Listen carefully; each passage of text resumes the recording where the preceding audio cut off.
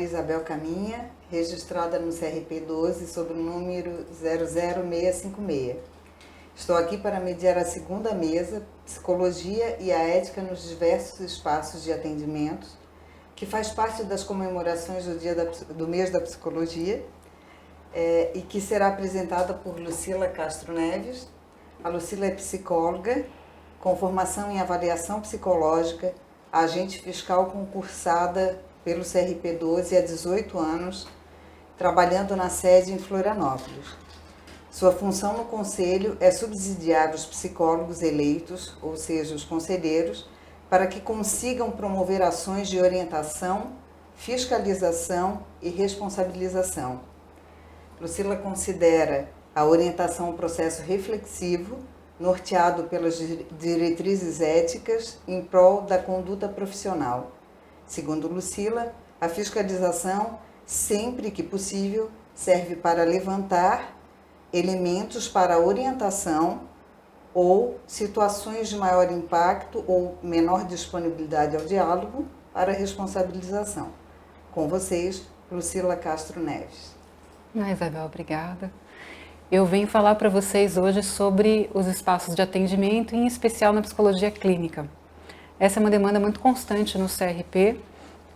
Grande parte da categoria trabalha com estratégias clínicas, não necessariamente em consultórios psicológicos, e nos traz demandas muito frequentemente. Então, como a Isabel explicou, eu também sou psicóloga, sou concursada, e o meu trabalho no CRP é receber as demandas, tanto da categoria quanto da sociedade, a respeito dos dilemas ou da conduta inadequada profissional da psicologia.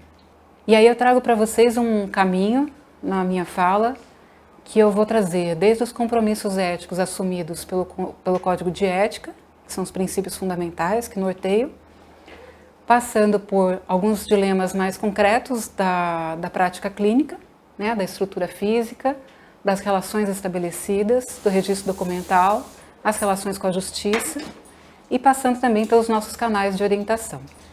Primeiramente, eu gostaria de trazer os princípios fundamentais do Código de Ética, que são as bases, o norte de todo o Código, né? Então, os princípios fundamentais, por vezes esquecido, né, de quem está estudando o Código de Ética, eles são aquilo que dá a finalidade da profissão, aquilo que nenhum profissional esquece jamais em seus dilemas.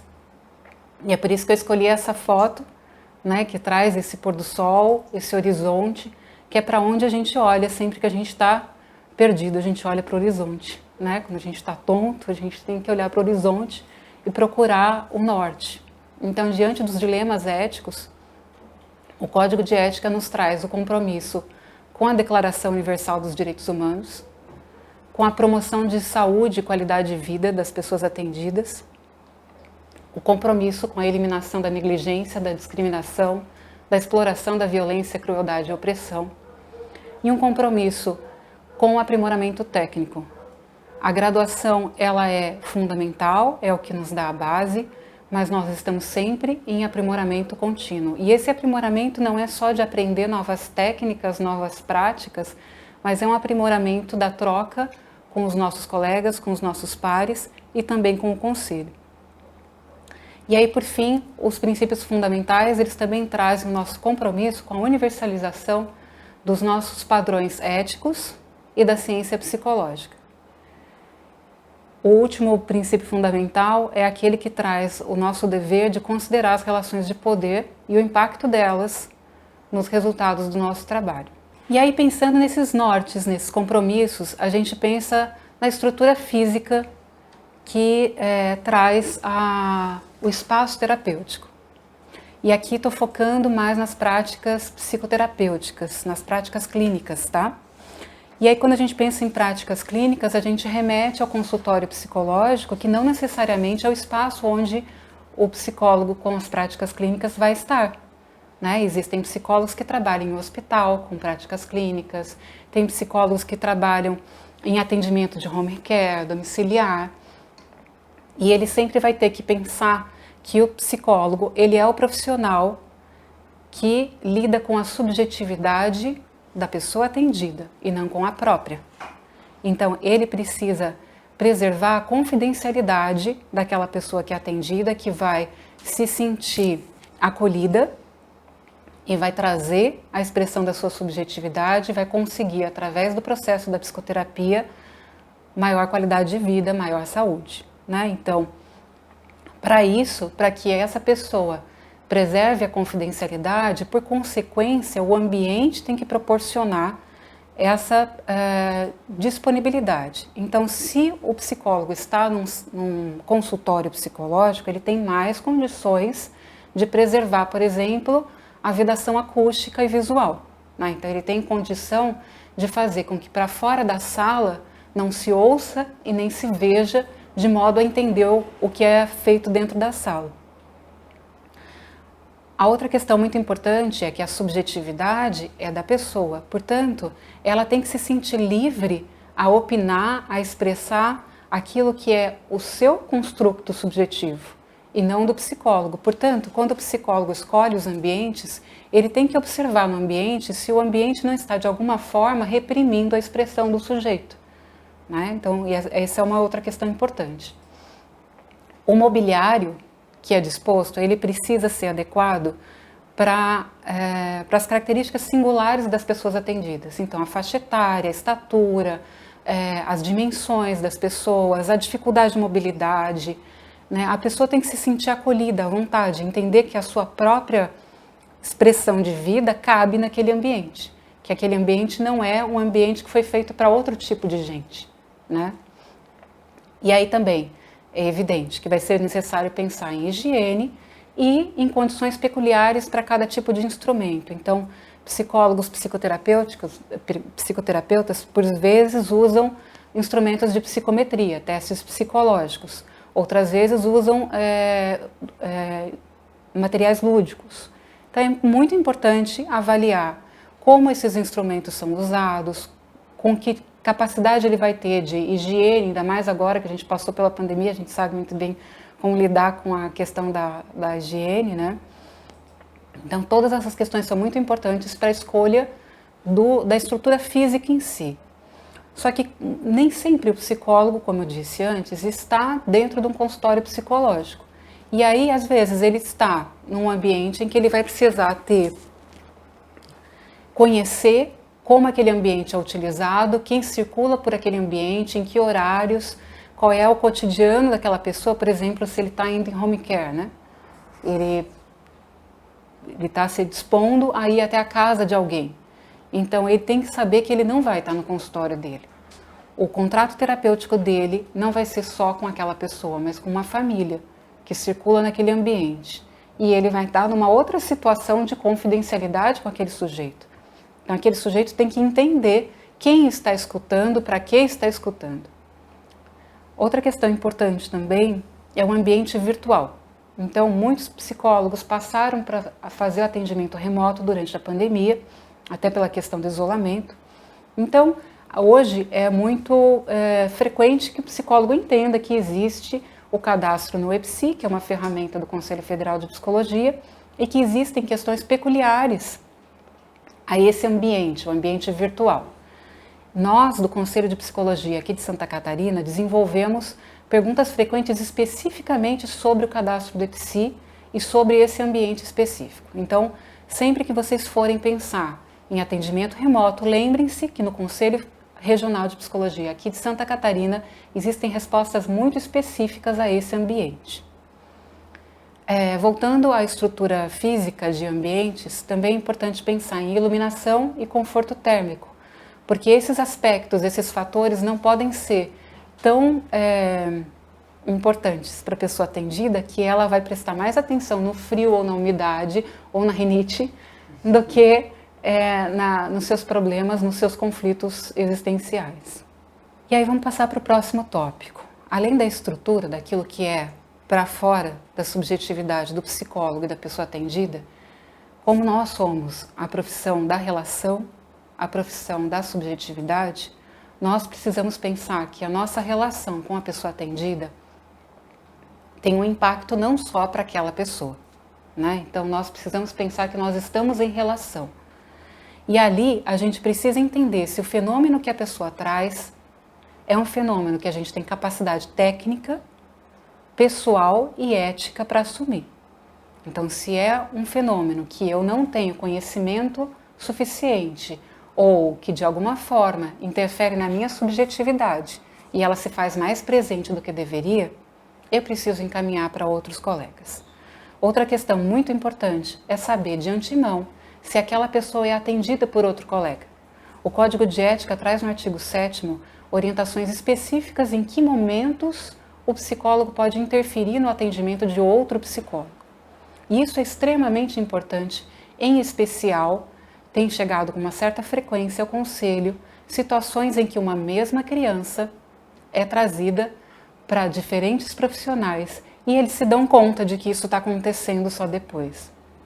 Então, o nosso código, ele nos dá a obrigação de pedir a autorização pelo menos de um dos responsáveis legais.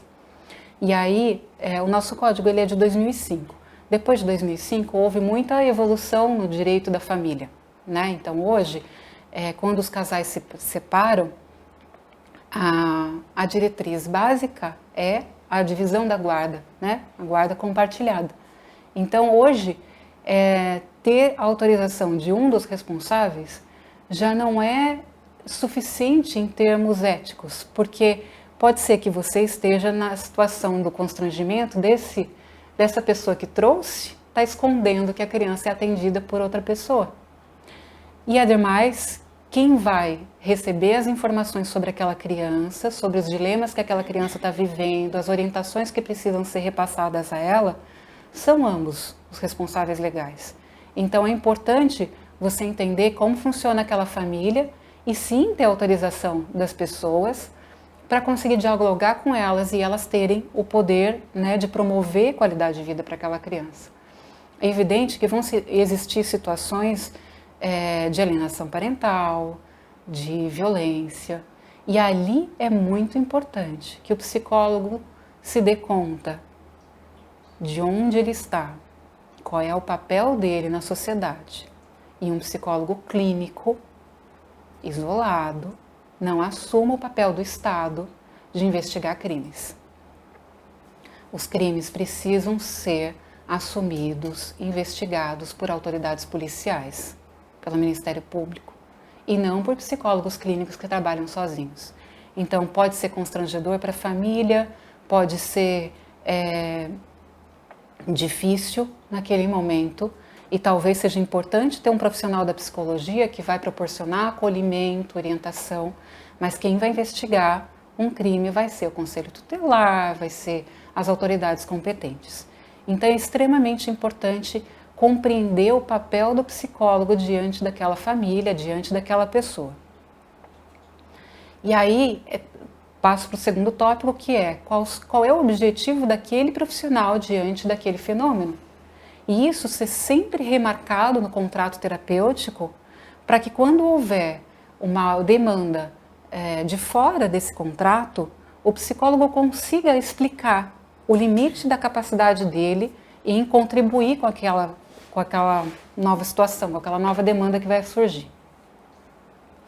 Outra questão muito importante de ser marcada e explicada desde o primeiro contato é os acordos, tanto de remuneração quanto de horários, como faz para desmarcar, etc. e tal. Isso tudo precisa estar muito explícito, se possível escrito, para que a pessoa consiga compreender como lidar com aquele profissional sem o melindre de, mas será que eu não vou ofender, né? Não, tem que estar tudo muito explícito, transparente. A relação do psicólogo com a pessoa atendida e com seus responsáveis legais precisa ser transparente, né?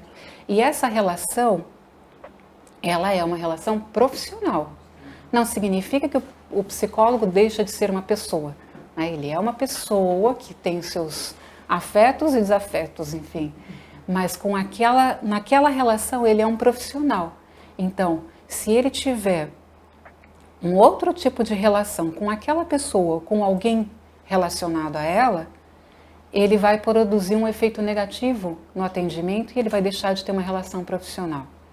Então, é importante que o psicólogo mantenha a troca com colegas, com pares, para ele conseguir talvez até inclusive fazer a própria psicoterapia, para se dar conta do quanto aquela pessoa atendida ou as pessoas em redor dela podem estar interferindo no objetivo daquele trabalho. E aí, por último, mas vou falar um pouco mais depois, entra a interface com a justiça, né? Como eu disse, é muito importante que os objetivos do trabalho e os acordos fiquem bem transparentes. Por quê? Mesmo não querendo, o psicoterapeuta vai se ver em situações de relação com a justiça, ou por uma fragilidade e vulnerabilidade da pessoa atendida, ou por um litígio em que ela se envolva na justiça. E aí entra num aspecto extremamente importante para o psicólogo, que é o registro documental do seu trabalho. Desde 2009, portanto não é nada novo, nós somos obrigados a documentar o nosso trabalho, independente da área. Hoje eu estou falando aqui sobre o tema da psicoterapia, né, das práticas, das estratégias clínicas, mas em qualquer área o psicólogo precisa documentar o seu trabalho. E não é documentar de qualquer jeito, não é documentar para si, não é um recurso mnemônico.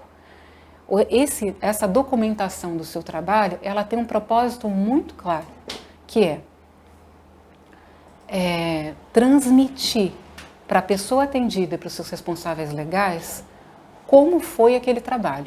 Esse é o objetivo central do registro documental. Mas, para além disso, também é produzir materialidade do trabalho do psicólogo. O psicólogo é uma profissão,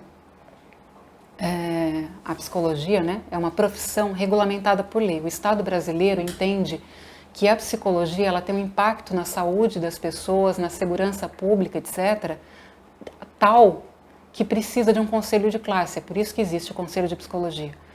Então, o psicólogo ele não é como, por exemplo, outras profissões ou outras ocupações, como um pastor, enfim, que não é questionável. O psicólogo ele é questionável e ele é questionável pelos seus pares. Então, como ele é questionável, ele precisa produzir materialidade do seu próprio trabalho, para que a fiscalização consiga acessar o trabalho dele se for necessário e para que ele consiga se defender se ele for questionado. Então é para isso também que existe o registro documental. E claro que também é material de pesquisa. E aí, material de pesquisa, vem toda uma outra normatização que é importante para quem é pesquisador, né? E aí é um outro assunto que eu não vou entrar. Mas essa documentação do trabalho, ela não é qualquer coisa. Ela precisa ter minimamente a identificação de quem é atendido, para que é atendido e como evoluiu o trabalho. Nessa evolução, ela parte de uma documentação que é feita sob a ótica do profissional. Então ali é um texto que se autoexplica. Eu não preciso do psicólogo me explicando para entender. E essa linguagem é uma linguagem acessível, compreensível, tanto para a pessoa atendida quanto para a fiscalização. Então, se eu tiver que fiscalizar o seu trabalho, eu vou conseguir compreender ele através do registro documental. Então, junto com essas informações que vão contar a história daquele atendimento, vão estar documentos que foram produzidos em decorrência dele, laudos, declarações, atestados, né? Vão ficar cópia desses documentos ali. E também vai ficar materiais que são resultantes do trabalho, por exemplo, para quem trabalha com psicometria, com produções lúdicas, né? Ficam informações ali. E aí eu queria explicar para vocês como é que guarda esse material. Esse material, essencialmente, ele é feito para compartilhar com o usuário, né? Ou com o responsável legal, no caso de crianças, adolescentes e pessoas interditas. Então, quando a gente pensa na gaveta, no arquivo, no sistema, para guardar essas informações, a gente precisa pensar que esse ambiente que eu estou guardando essas informações, ele precisa ser seguro e ele precisa ser acessado pela pessoa interessada.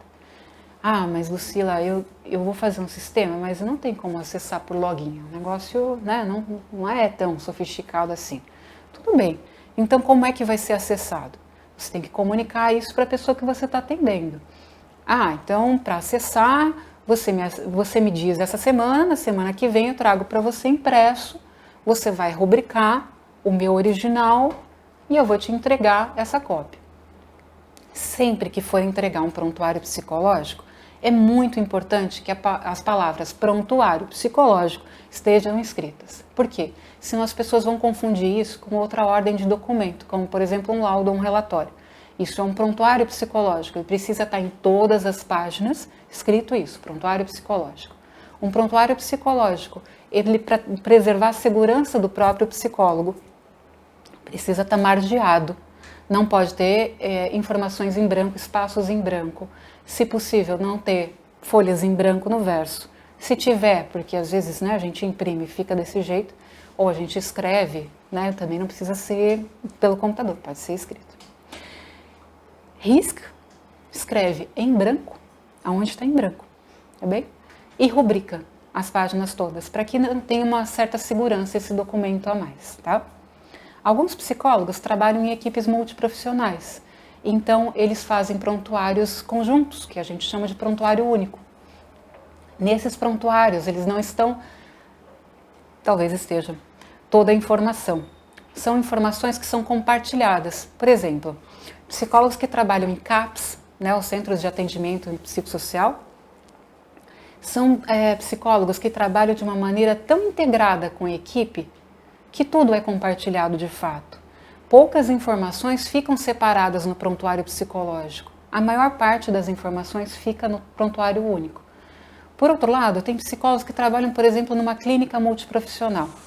Então, as pessoas ali, elas têm gente que é atendida pelo psicólogo e pelo dermatologista, mas não existe uma troca entre eles. Eles só atendem a mesma pessoa.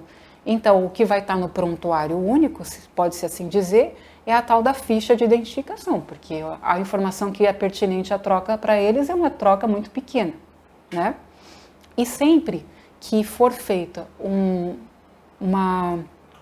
prontuários compartilhados, é importante remarcar a obrigação de sigilo.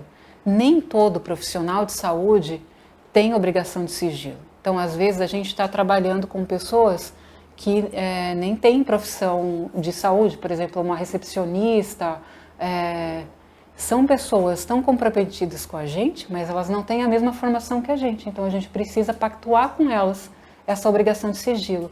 Algumas situações vão ser engraçadas, algumas situações vão ser curiosas e elas não vão poder conversar no corredor ou no balcão. E isso precisa ser dito. É que psicólogos eles têm a tendência de achar que todo mundo sabe, mas isso precisa ser dito. E vão existir algumas informações que mesmo trabalhando em uma equipe multiprofissional ou mesmo no prontuário psicológico, aquelas informações precisam da interpretação do psicólogo. Então são, por exemplo, análise de sessão, alguns psicólogos fazem análise de discurso, alguns fazem esquema de comportamento, outros aplicam testes psicológicos, tudo isso resulta documentos e esses documentos também não podem ser descartados. Mas esses documentos, eles não têm finalidade de informação para o cliente, portanto eles são do psicólogo. Eles precisam da interpretação do psicólogo no prontuário. Então, o prontuário cita, nesse dia eu apliquei esse recurso lúdico, esse teste psicológico, tive essa análise, esse resultado, isso foi interessante por isso, para aquilo. Mas a folha de resposta do teste, a minha análise sobre o discurso, isso fica comigo. Isso fica para minha interpretação. Por quê? Isso é materialidade do meu trabalho. Eu não tirei do nada as informações que estão no prontuário. Eu tenho comprovação, ela é minha, mas ela fica preservada. E aí existe uma questão muito importante para psicólogos que trabalham em clínicas grandes, que é ter um bom pacto entre colegas. O nosso código, ele também nos obriga a ter uma relação cordial entre colegas. E no começo todas as relações são cordiais, mas infelizmente nem sempre os caminhos seguem os mesmos. E às vezes você vai entrar hoje numa clínica e depois ter outro caminho, escolher outro caminho. Então, desde o começo, é importante entender de quem é a cartela de clientes. Eu estou atendendo aqueles clientes por uma cartela que é minha, num trabalho autônomo, estou sublocando uma sala dentro de uma clínica, e a clínica não tem nada a ver com os meus clientes, sou eu que agendo, sou eu que tudo, né? Os prontuários sou eu que cedo, tudo é meu. Ou não, existe outro caminho oposto, que é eu estou trabalhando numa clínica que traz os clientes, que organiza os prontuários, que tem uma recepção, que tem um convênio, que emite nota fiscal, etc. e tal.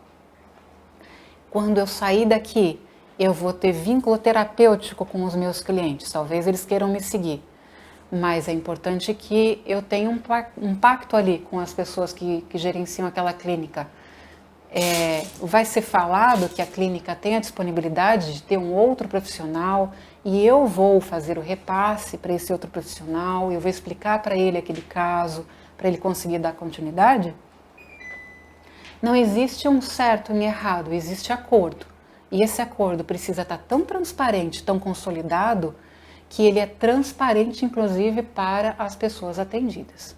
A pessoa que é atendida ali, ela não tem a fantasia que você atende pela clínica se você não atende.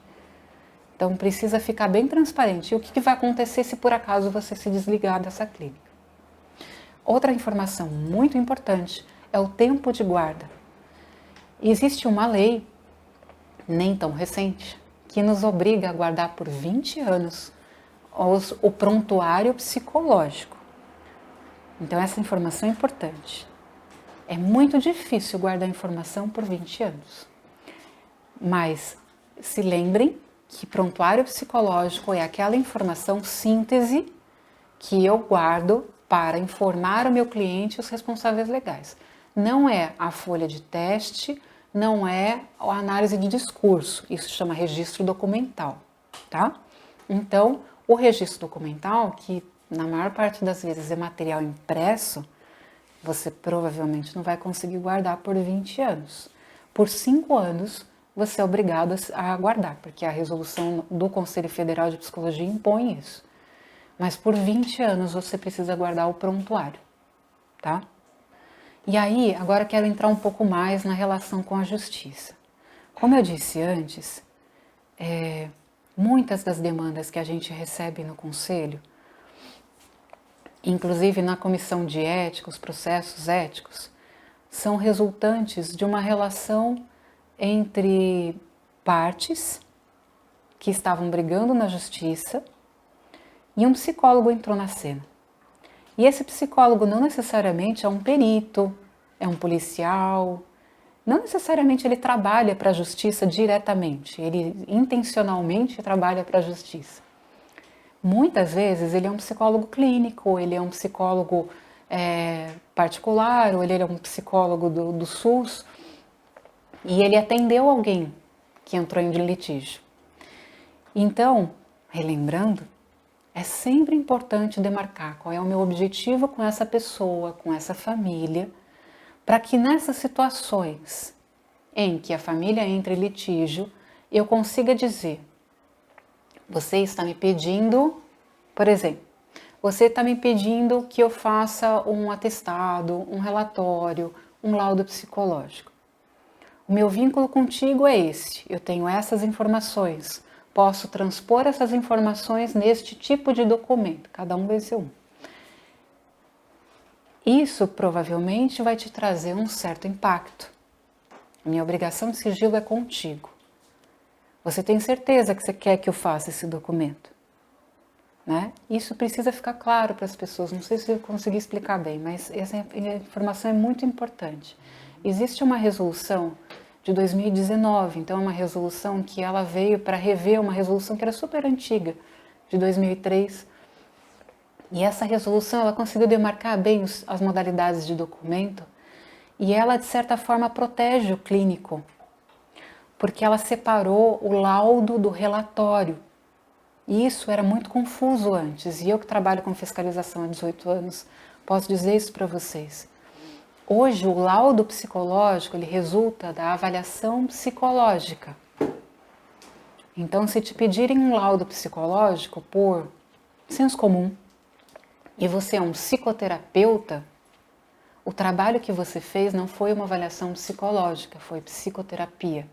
Então, o documento que você vai fazer vai ser um relatório psicológico, uma declaração ou talvez um atestado. Mas ele só vai ser um laudo psicológico se no meio do processo terapêutico ou se por complementariedade a ele você fez um processo investigativo a respeito de um determinado fenômeno. Porque é isso que é considerado avaliação psicológica, um processo investigativo com métodos e técnicas psicológicas. Tá? Então isso é bastante importante, distinguir o laudo do relatório.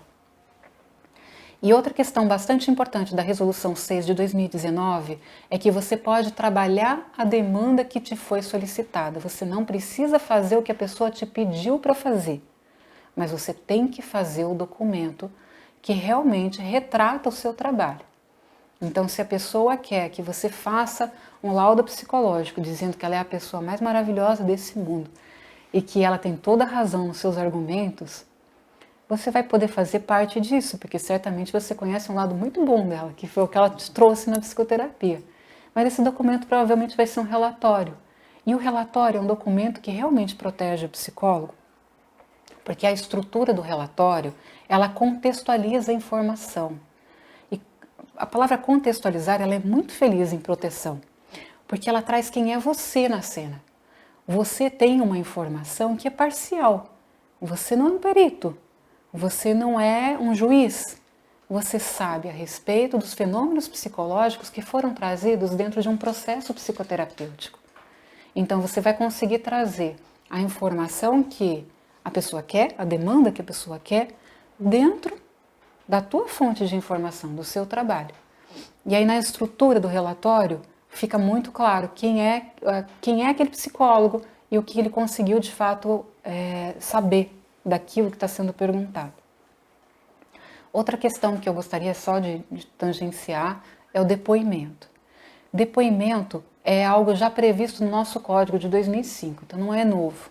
Mas mesmo assim, os psicólogos ainda se assustam quando eles recebem pedidos para depor em justiça. Primeira questão muito importante, um psicólogo só é obrigado a comparecer a um depoimento se intimado por uma autoridade competente. Então, se alguém te ligou, se alguém te pediu, e esse alguém não é um delegado, nem um juiz, nem um promotor,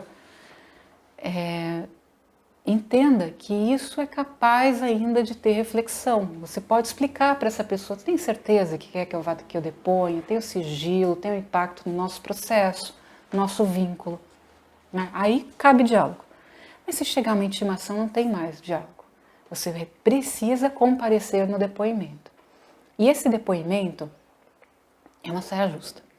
Então, ele vai trazer a reflexão do seu compromisso de sigilo com o seu dilema diante do menor prejuízo.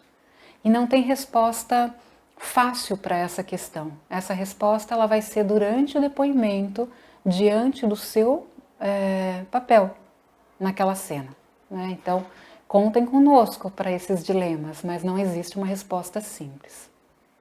E aí agora, para a etapa final, eu gostaria de trazer para vocês as fontes de orientação que nós do Conselho e toda a graduação, os seus professores também imaginam que vocês vão recorrer nas situações de dilema e no cotidiano de trabalho. Que são as páginas, a página, né, o site do CRP e do CFP. Os nossos contatos estão lá na página de orientação. A gente também conta que vocês recorram à base de dados científicas, né, para procurar a respeito das novas tecnologias da psicologia, da compreensão da psicologia a respeito de fenômenos que vocês vão se deparar.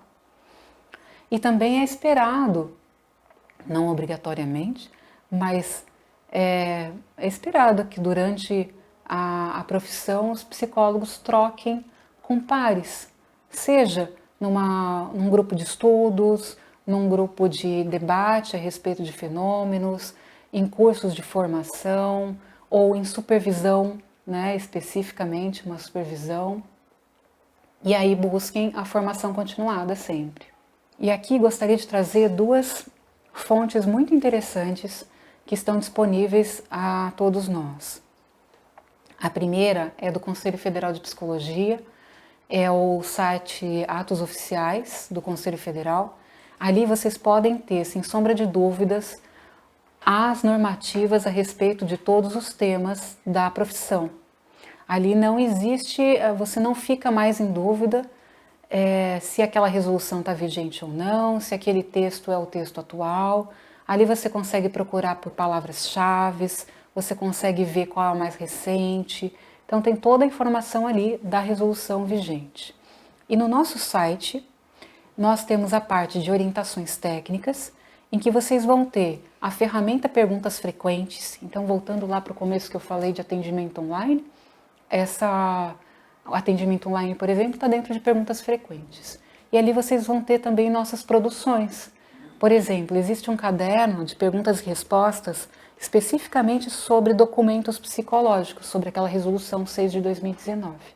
Então, essa página é bastante importante. E aqui também, dentro dessas orientações técnicas, vocês vão ver o código de ética, aquele livrinho rosinha, aquele das perguntas frequentes que eu falei para vocês.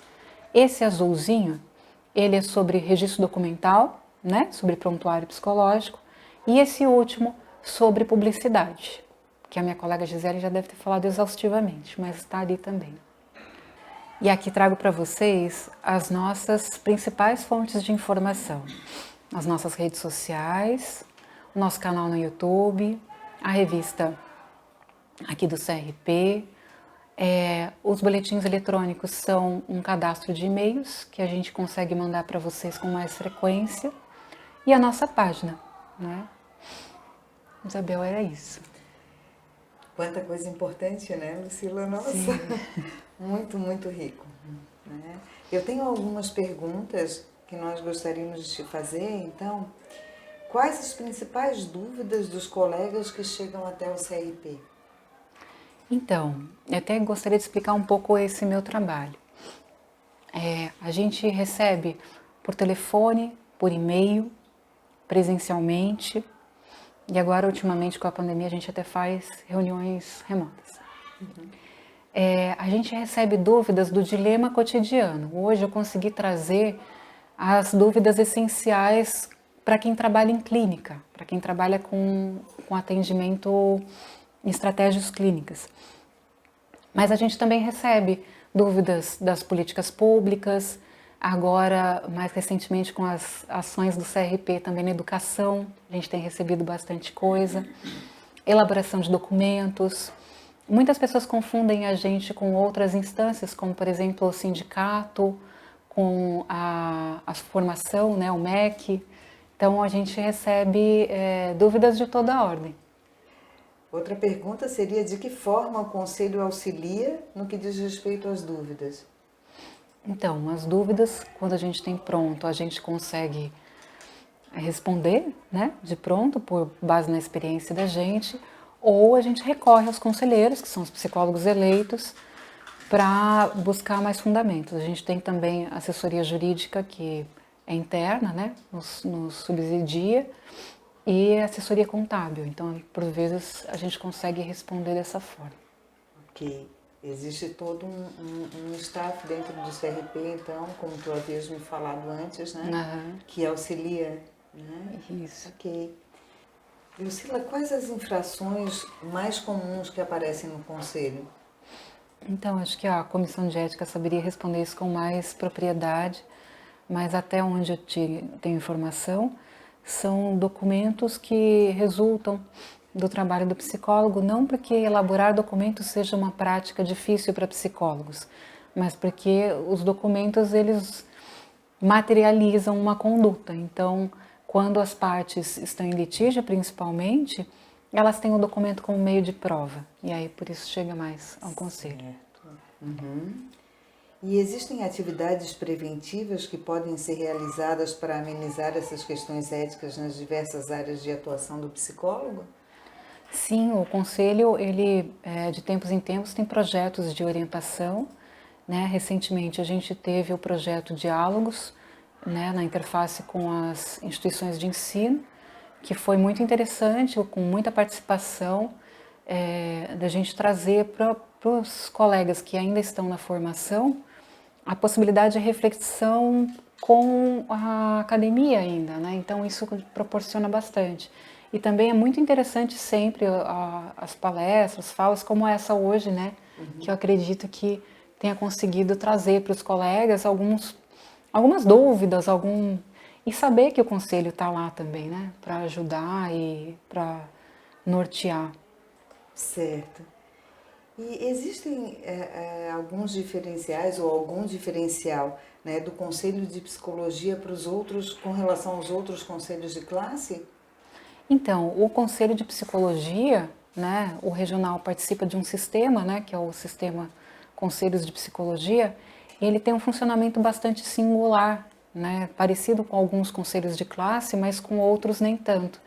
E esse trabalho especificamente que eu realizo junto com as minhas colegas de orientação, nem todos os conselhos de classe proporcionam. Então, por vezes, por exemplo, um advogado, né, tem uma dúvida, um dilema ético, ele não tem a mesma facilidade que o conselho de psicologia proporciona.